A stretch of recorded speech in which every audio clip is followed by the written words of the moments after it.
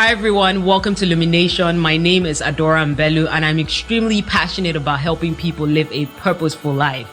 On this show, I'm going to be talking with so many amazing people whose journeys I hope will inspire you, will motivate you, and will empower you to do so many amazing things in this world, because I believe that you were made for greatness. And so I want you to listen to all of this stuff, and I want you to remind yourself that you are light.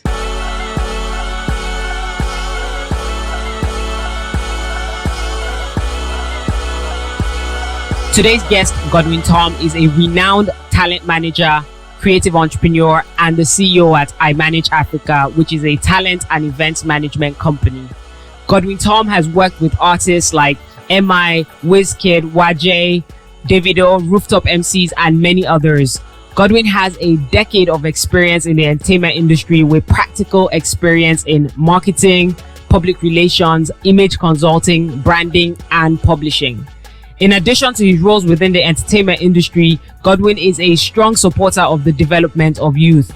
As a result, he has developed mentoring schemes that enable young men and women that are keen to join the industry. He's currently on his 5th edition of his talent management program. On this episode of Lumination, Godwin talks about his journey of service in leadership and how he has created value through it.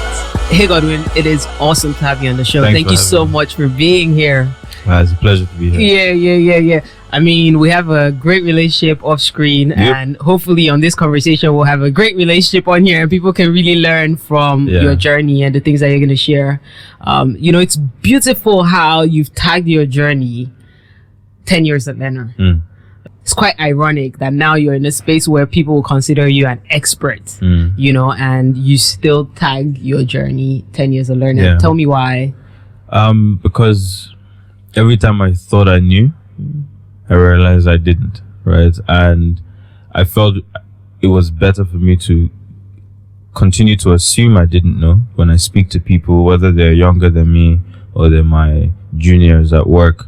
I learned more, and I was able to listen more when I just focused on learning from them.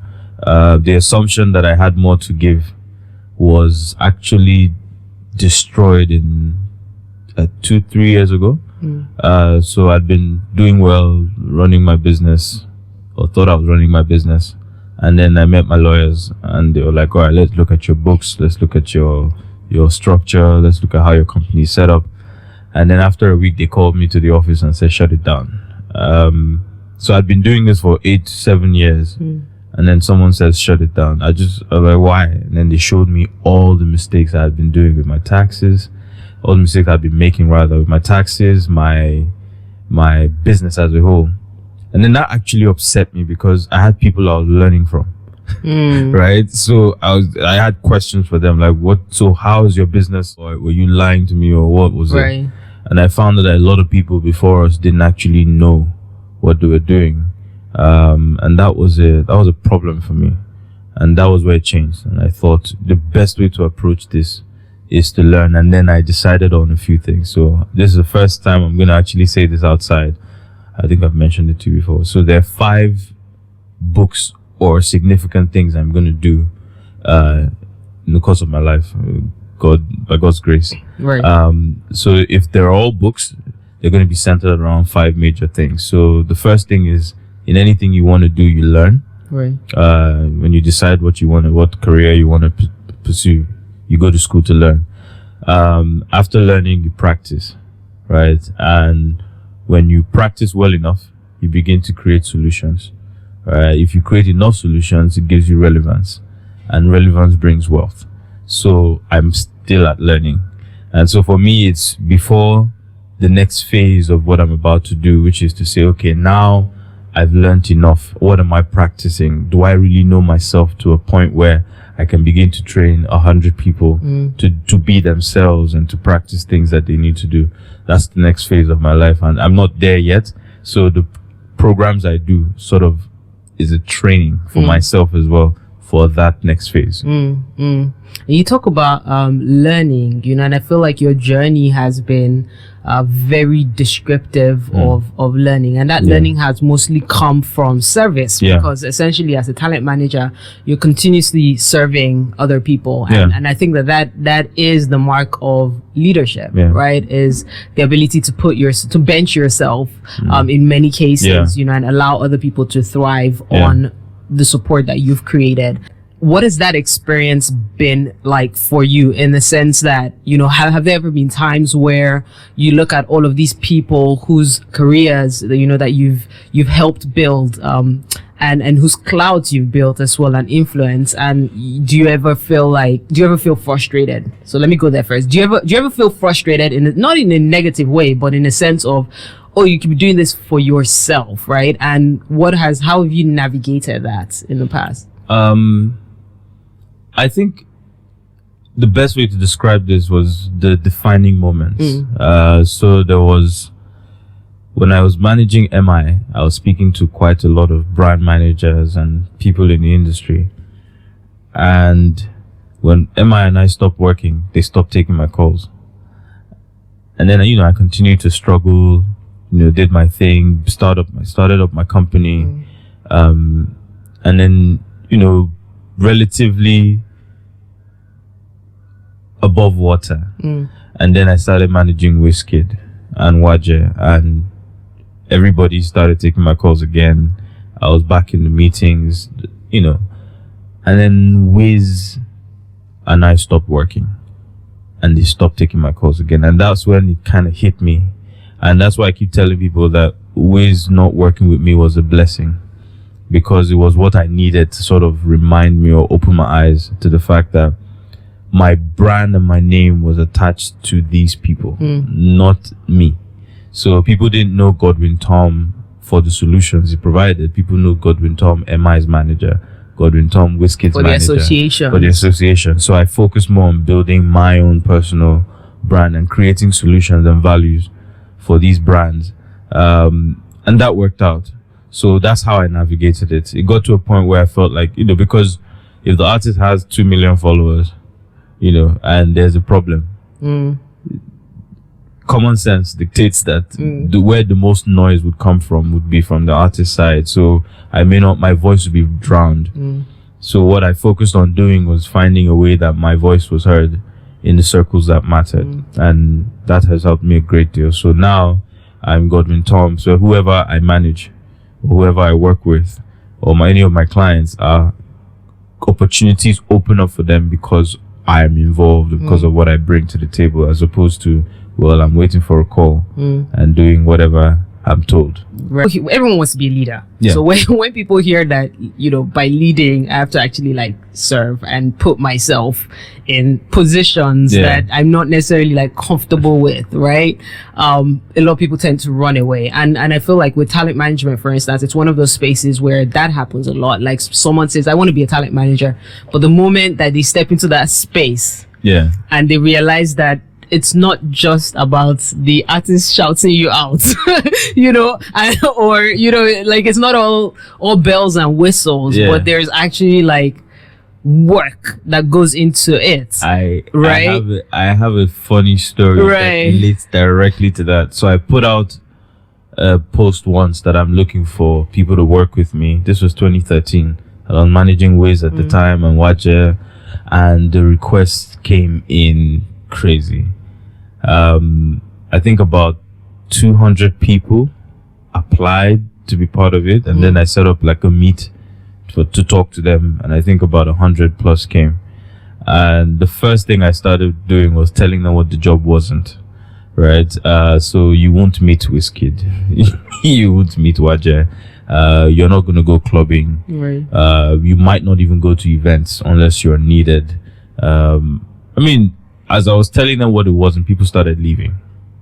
No, they didn't even wait for me to finish. They just started leaving, to hell with this. And then a few people who came on board, I remember one time we had a show, and she said to me, I told her, I gave her some research work to do. And she's like, I've been here for a month, I've not even met the artist. And I was like, you want to meet the artist? Say yes, okay, in due time. And then she's like, what about the show? Are we getting tickets for the show? I was like, no. What are you going to? I'm not going to the show to watch the show. I'm going to work. Yeah, I can work too. No, your intention is to go and watch the show. You have no, if you want to go, feel free. So she's like, what's the benefit of even working here? So I counted her salary and gave it to her. Told her, you can take from that and watch the show and enjoy it. But, goodbye. Right. And it's important that people know what the job is, because there are a lot of misconceptions. People watch Entourage, for example, and tell you, well, can't you see that E is partying with Vince? And I'm like, yeah, you're watching the wrong thing. Right. Wait till morning, right? See how E is panicking when he wakes up late and has missed 9 calls from Ari, or is supposed to be in a meeting and he just woke up. Look how he panics. That's the job. That's where it gets hard, because Vince doesn't need to be up at 8. E does. So understanding what your roles are and how you can play it would help a great deal.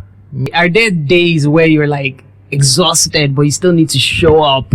And how do you look at that and still find passion and still find excitement in doing what you do?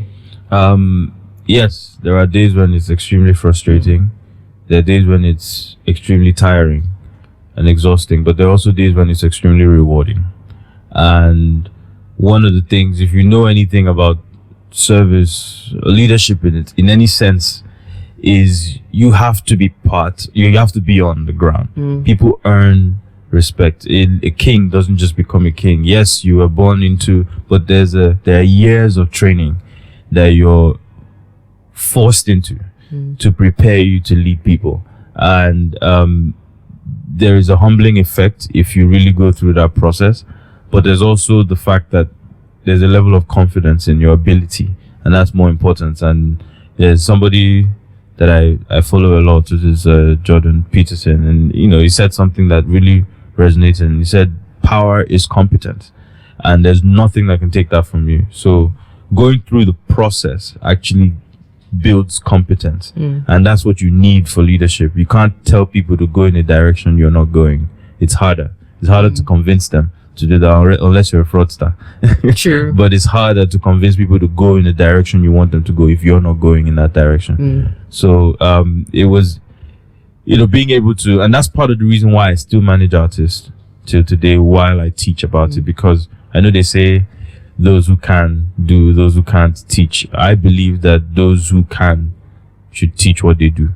And it's really a situation for me where it's easy for me to tell an upcoming manager that you can pull off a show in London and pull off a show in Nigeria by doing it and showing them reference. Yeah. So people often say that, the music industry is like a man eats man world, right? Like, do you think that that's a fair perspective? And if not, like, what is your perspective of it? I think that anything worth attaining is difficult, right? And because there are multiple people trying to get that, if you're not strong enough, or the world in itself is structured in a way that causes us to either fight each other for positions. But I think that it's become worse mainly because people aren't as informed as they should be to recognize. So when there's a small opportunity, there are too many people trying to take it because people can't see beyond that. So that's the bigger issue. So in any sector of the economy, getting to the top and playing in a region where you can benefit from your work is difficult to attain. So it's really about how people in the industry have actually turned it into something where instead of focusing on growth, they're focusing on holding that little piece of the almanac that they have, and just on that map, this is me and I can stay here instead of growing. And one of the things I always tell people is, too many times people that they're actually supposed to be building, they're fighting them, they're trying to stop them, and that's a bigger problem. So for me, what I always say, the true test of power and influence is in its distribution. It's not really about how much power you can hoard. It's really about how much you can distribute, because that puts you in multiple places at the same time. Your resilience is beautiful to see, because I've watched you, literally get frustrated, build again, get frustrated, build again, and it's like a continuous, cycle, which I know now is like just gonna go way up. We're going all the way up. Right now. I mean, the best way to put it is, 2 days ago, I took my wife we took a drive. These are the different places I've lived in Lagos, and from poverty to where you've met me. And we went back to Ajegunle, and nothing has changed, right? So you can actually picture where you were where you were playing football, picture where you were being chased. You can picture everything, and that's a reminder of why I keep saying I'm just grateful. So sometimes I meet a difficult situation, and I remember a more difficult situation, and I'm like, okay, so it's bad, but it could have been worse, and it could be better. So let me I'll build again. And so now I've gotten used to, if something breaks off, the two reasons. If you're placed on a tree, right? If you fall, you can't get back up because you don't know what branches you stepped on to get there. But if you climbed, you can always get back up on the tree, and that's the principle I live by. So it doesn't matter how many times I fail, I know my way back to where I failed, so I can just figure out what I did wrong, what branch was weak, and climb. There was a conversation that me and you had a couple months ago. Was it like maybe 6 months ago or so, where you were at that point where you weren't sure if you were going to leave Nigeria? Do you remember? And you were kind of like, am I going to leave Nigeria or am I going to stay? And I watched you in that moment, like your heart obviously had the answer, right? But your mind was sort of like, would I do this? Sense of everything. Yes, and I feel like, we'd had all these conversations where my natural response would be to say, dude, stay and let's, build and do this and do that. But in that moment, I remember saying to you that, you know what, Godwin, if you have to leave, just know that you've built enough skill sets. You've built, the character, the wisdom that you need in order to be able to thrive in any environment that you go to. Like you're a global brand, you're gonna do well wherever you go. And and I said that to you, and I said to myself afterwards, I was like, you're supposed to say you should stay. Why are you gonna tell him, give him the option? But here's the thing, a couple weeks later, you're still here, and I'm like, he's still here, he didn't go. So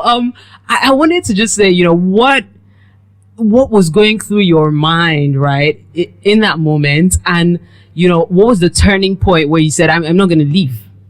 Well, to be fair, I'll just say God has his way of working things out. I was going to leave, but I wasn't leaving mainly because of work. It was a personal situation that I felt, for me to keep what I thought I wanted, I needed to leave. So that was a defining moment for me to start looking at everything that I was about to shut down. It was sort of like, why? And I couldn't answer that question because, the void, everything I was doing, I was building around someone and something else that I couldn't control. And that was a big concern for me. And it took me a couple of months to sort of get my head together to begin to think again about how I wanted to rebuild and focus. So now I'm in a space where, a lot of the training program conversations popped up like 2 months ago. I'm working on I'm shocked at how much I've been able to do in 3 months, right? I'm completely astonished by just being able to put my mind down. And I know they say focus blinds, right? So you're not seeing so much negativity just because you're focused on making something work and making it happen. And it's been a journey. When you talk about like the management program and all of the stuff that you want to do with it, which is stuff that I also know about. I'm sure you've got a lot of like no's on that journey as well. Like, so as much as you've got yes, you've also got quite a lot of no's. When I started it was initially called Music Business Series, and I reached out to some of my egbons and I said, look, let's teach these younger guys. I have some money. I don't have a lot of money. I don't have as much money as you guys, but let's teach these young guys what they should do. We've made so many mistakes. We could have gotten this industry so much farther. And they were like, oh, nice idea. And then nobody took my calls again. You know, like, yeah, go and do it yourself. And I remember speaking to someone who was like, if you have the knowledge, why don't you just use it for yourself? So I just did it myself. I just started doing it. I got so many no's, but then I treated it as a ratios thing. So for me, it was, how many no's do I need to get one yes? I found in 2015, I found out that I wrote over 200 proposals, wrote and sent over 200 proposals. And I think I got like 4 jobs, like from those proposals. The rest were just, they calls for something else. But what I realized looking at it was a lot of the other conversations came off the proposal. So people weren't necessarily interested in what I was proposing, but they saw an opportunity to work with me on stuff that they really wanted or felt like they considered valuable. And that taught me a lesson. So for me, it was nothing is thrown away. If I don't get the job, I establish communication. And for me, it was ratios. So if I get 10 no's to 1 yes, that means for me to get 10 yeses, I need 100 no's, right? No problem. Let's knock on these doors. And that's how I treated business. That's how I treated my programs. So when I reach out to people and they say no, I do it myself. At some point, you're going to come along, and we're there now. You know, we're at the point where I'm having these conversations and people are saying, let's work together. I've gotten some calls in the last 2 weeks to a month that I was like, but I reached out. Okay, but thanks. Okay. Right. You know, let's talk. But yeah, it's gone to a point where there are more yeses because I don't have to struggle as much. And that's the process, I think, you know, for growth in anything. It's a process. Why are you doing this program? I'll tell you a story. So hypothetically, there's a guy called Ade, right? Shout out to all Ades. And Ade works for a company that sells Toyota cars. And he's worked there for 25 years, 30 years. That's all he knows how to do. He's read all the manuals, all the SUVs, the trucks, everything. And then there's a recession. So they let Ade go. But Ade knows nothing else. And he has to feed his family. So Ade sets up a roadside mechanic shop. And some of the customers from the company say, they follow Ade. They're like, they come, Ade works on their car and is working perfectly. Then they start telling their friends, Ade did great with my car. Only problem is that now you're on the roadside. So you're not only going to be treating Toyota cars. People are going to bring Mercedes. People are going to bring their BMWs, their Mazdas, their Hondas. But Ade can't tell them he doesn't know how those work, right? So he uses the same principles for the Toyota for the rest of the cars. So Ade either mistakenly fixes your car or wrecks it, right? So you hear things like, guy be like in a crankshaft, he be like saying until one of those two outcomes. The bigger problem is that Ade has 4 apprentices who are learning this practice, and Ade will never teach them everything. So they're learning this thing and they're learning the wrong thing. So they learn how to lie to people. They learn how to guess with work. They learn not to do research. They don't know what it even means to do research, to find out what Mazda cars need and why they're different from Toyota. And then these 4 people graduate and go and set up 4 roadside mechanic shops. And then they get 4 people each. So we've gone from a day to 21 people. Right. And then what you now have to deal with is the fact that everybody over a period of 20, 30 years would have a web of Ade mechanics spread across the country, just wrecking people's cars. That's the entertainment industry right now. We have people who came in simply because my friend made a hit song or I worked with this person as an intern, but we're not sure if that person knows what they were doing, right? And then they take whatever knowledge they have.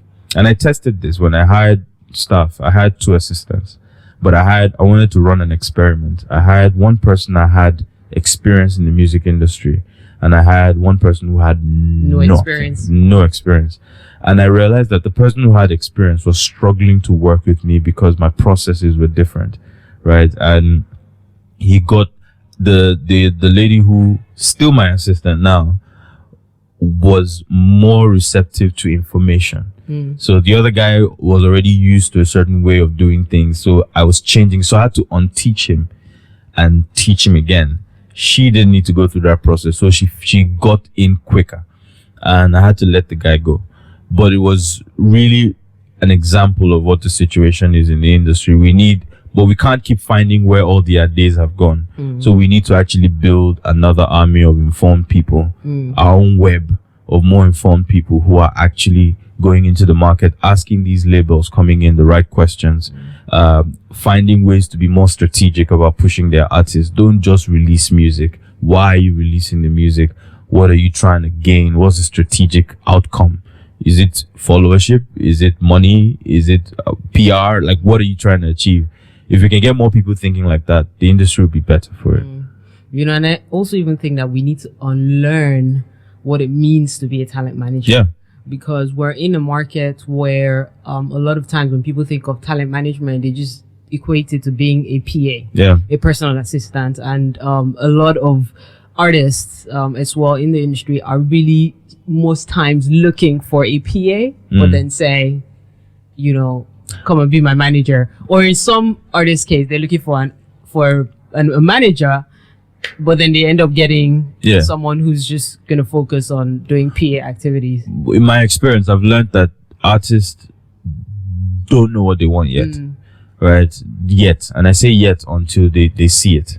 So for an artist, they want revenue. They want value, right? Most times, I mean, let's say artist, manager A, manager B, on hot Tuesday afternoon, right?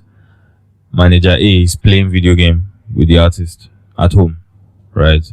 Manager B is up at Nigerian breweries and Diageo and is trying to get a meeting. He's fighting to get something. He's looking at industry night. He's trying to find opportunities for the artist. If the artist wants to eat a while going, he sends manager A, not B. And that's part of the problem that people are failing to understand. Many managers will say, the artist is unreasonable, but are you bringing in any value?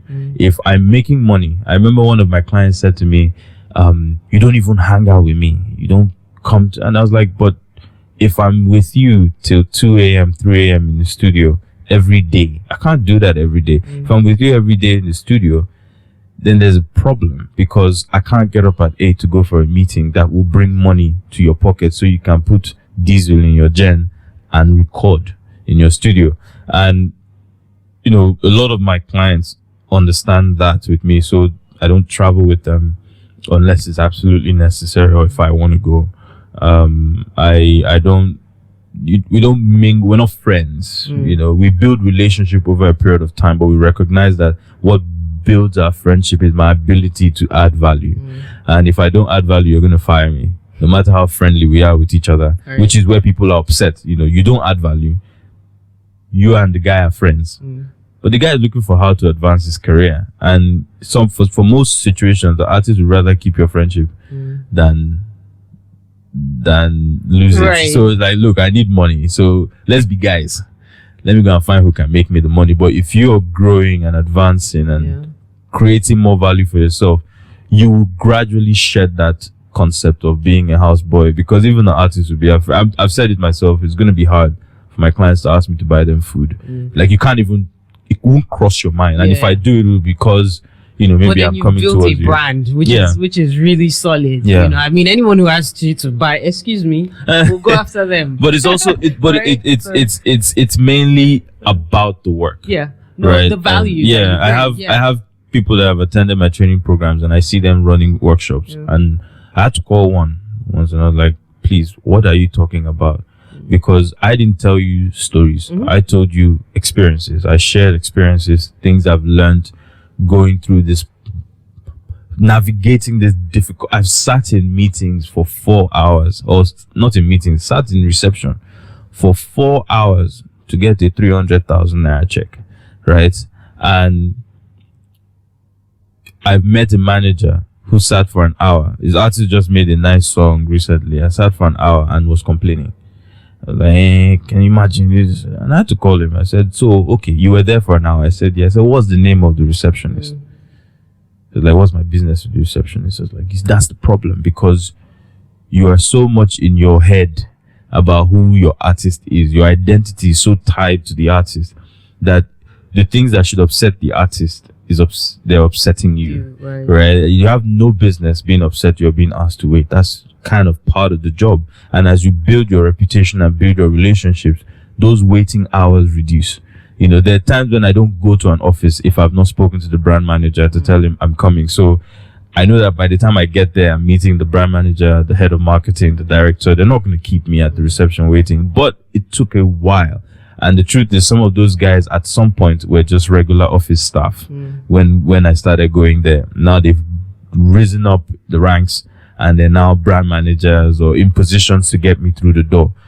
You don't see that. You know what I mean? You just see me walking through the meeting, through the door and go straight to the office, but you don't see the relationships I've built. I mean, there's the importance of building human connection. Exactly. It's that human connection that as we grow, we grow. Exactly. You know, exactly. So everyone kind of grows together. Yeah. It's like if you've built the connection, depending, regardless of the level that you've built it on, knowing that that person is going to grow into something and then you're going to grow with them, right? And then you can leverage those relationships. Yeah, but also the fact that you're a horrible person if you if you sit in a place for 1 hour with someone and don't even ask their name. You know what I mean? Like it says more about your character. Yeah. And I was telling somebody the other day, I said to him that if you check my phone, you see quite a lot of drivers and gate men and receptionists. The reason is I actually speak to them, and you'd be shocked at the amount of information that they're willing to give you just because you were nice, just because you bought granite and sat with the gate man. He'll tell you when a guy is coming to the house, and it's just building that connection with people and respecting them, respecting the job they do. They see you driving in a car, but you're actually coming to sit down with them to ask them, what are you up to? Is your child? I've been impressed by so many security guards, right? I mean, and it's not too far because my father was a driver, right? But I've started with security guards and they're on 25,000 naira salary, are putting their kids through school and staying hungry, and their pride is that my son is in university, and they're so happy to tell you. And when you meet people like that and you just say, oh, you know, just a little bit of respect for the effort that they're putting into the work they do, they actually appreciate you and they're willing to give you information when you ask. People miss that point. I want to bring it back to your health, right? Yes, because there was a point where you know, you had started just talking about the importance of health being wealth, right? And I think that that's something we don't talk about enough. Like there's this hustle mentality, you know, that comes with entrepreneurship and doing amazing work. It's like you gotta hustle till you die, pretty much, you know. And I think very few people get to a point where they understand that I need energy. And like my energy needs to be right in order for me to really attain and accomplish the things that I want to accomplish. And there was a moment, you know, for you, and I think you sort of, while you were going through that moment, you were sharing a lot of it, was that realization that, you know what, I need to bring this back to myself, right? And yes, I'm trying to save the world, but I need to make sure that I'm taking care of myself. And I know that you started to take it a step further, and you started working out. You saw, like, you know, the health coach that you were talking to. I remember you told me that story, and it was just beautiful. So I just wanted you to talk a little bit about, you know, that moment where you realized that, you know, my health is important to me, my life is important to me, and, you know, how you took those steps. Okay, so I think initially it was just fatigue. I was just getting tired, and then I was dealing with a certain level of I wasn't very aware of too many things, and, you know, things like depression was setting in, and I wasn't in control of my emotions. I wasn't in control of how I was reacting to things, and I felt I needed some help. But, you know, you get a wake-up call when you get a heart attack. You know what I mean?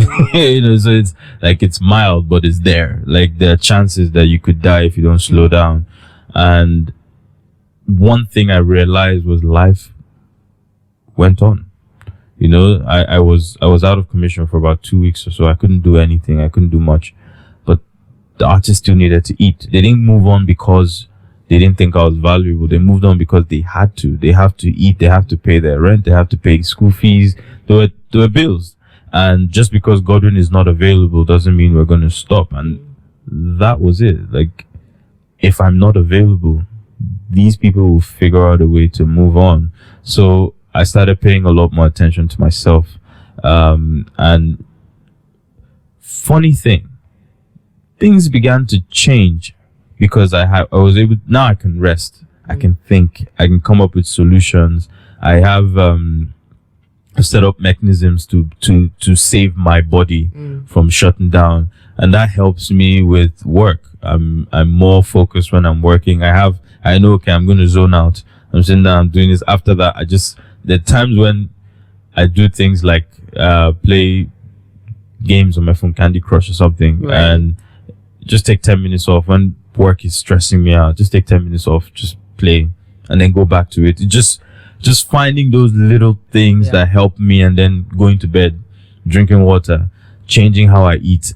It sounds like but you don't. It's not necessarily that. Yourself. It's just learning that this works for me, and I felt it was important for more people. And I remember when I opened up to dealing with depression, I got so many messages from people just telling me what they were going through, and at some point I had to close that door for a little bit, because you get to a point where you now start carrying too many other people's issues, and you forget that you need to take care of yourself as well.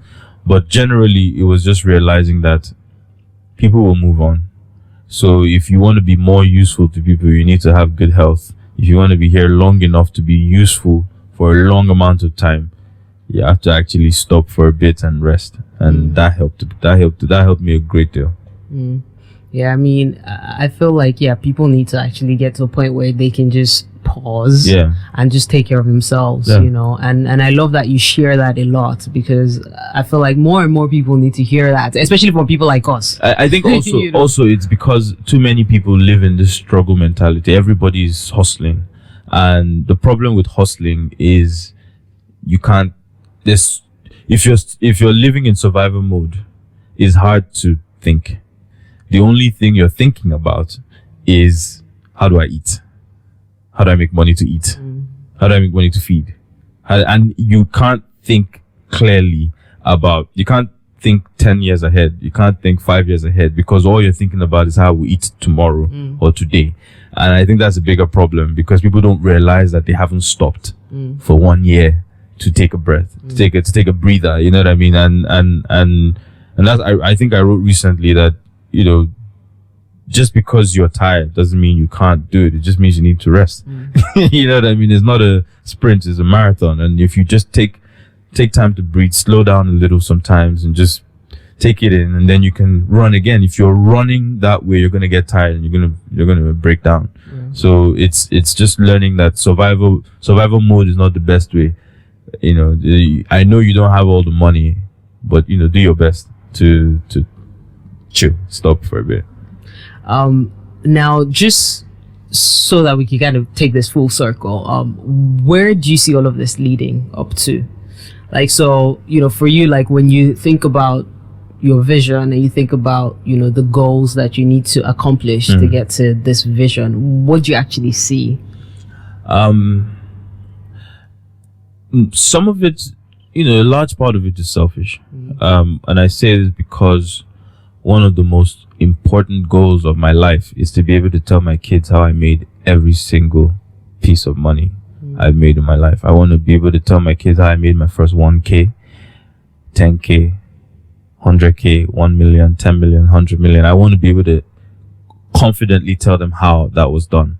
And so that is very important to me, being able to have integrity that my kids can look at and say, okay, so we have a path and we can build ours, we can set our own path, but we have one that we can follow that will guide. So that's the main reason I do what I do.